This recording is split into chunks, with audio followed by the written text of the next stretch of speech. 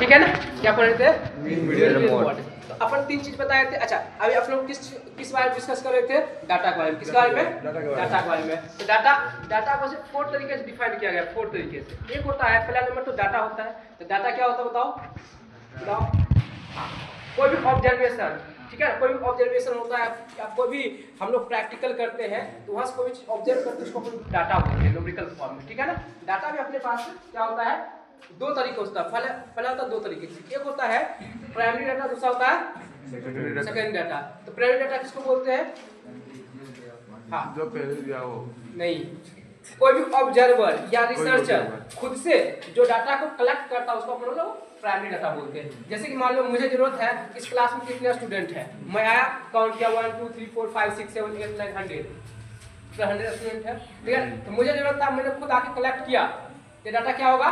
Primary data. अब मैं गया ऑफिस में बैठा हूँ और डायरेक्टर सर पूछे कि सर आज बच्चे कितने प्रेजेंट हैं, मुझे बताइए। पेरेंट्स को बताना है कौन कौन प्रेजेंट है, कौन कौन एब्सेंट है। तो हमसे डाटा लिए, अरे बोलो हमसे लिए, तो उनके लिए वो डाटा सेकेंडरी हो जाएगा। क्यों? कि वो डायरेक्ट कलेक्ट नहीं किए। जैसे पेरेंट्स ने पूछा या उनको जरूरत था, वो आके खुद से काउंट करते तो प्राइमरी डाटा उनके लिए होता है। बट मैंने काउंट किया अपने लिए और मेरे डाटा को रीयूज किए तो वो सेकेंडरी डाटा हो जाएगा। हो गया क्लियर? इसके बाद आता है जो अपन लोग पढ़ते हैं 11th लेवल में, और डाटा एक जगह और होता है। एक होता है ग्रुप डाटा, एक होता है अनग्रुप डाटा। क्या होता है?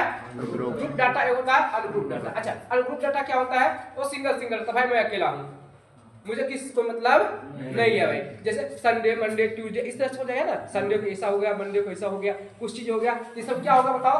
अनग्रुप डाटा होगा। क्या हो गया? मतलब इसको किसी से कोई मतलब नहीं है, ये सिंगल रहेगा भाई, खतरनाक तरीके से, ठीक है ना। दूसरा आता है ग्रुप डाटा। क्या आता है? Group data. ये होता है कि भाई मैं सिंगल नहीं रहूंगा, मैं एक इंटरवल में रहूंगा, जैसे 5 से लेकर 10 तक, ठीक है। जैसे कि मैंने बोल दिया कि चलो अपने क्लास में बहुत सारे स्टूडेंट है, ठीक है ना, 100 मार्क्स का टेस्ट हुआ। कितने मार्क्स का टेस्ट हुआ? 100 मार्क्स का टेस्ट हुआ। अब स्टूडेंट है 100 स्टूडेंट है या मान लो 200 स्टूडेंट है, तो 1 बाय 1 मार्क्स से थोड़ा सा डिफिकल्ट हो जाएगा, उसे लिखना तो पड़ेगा ना।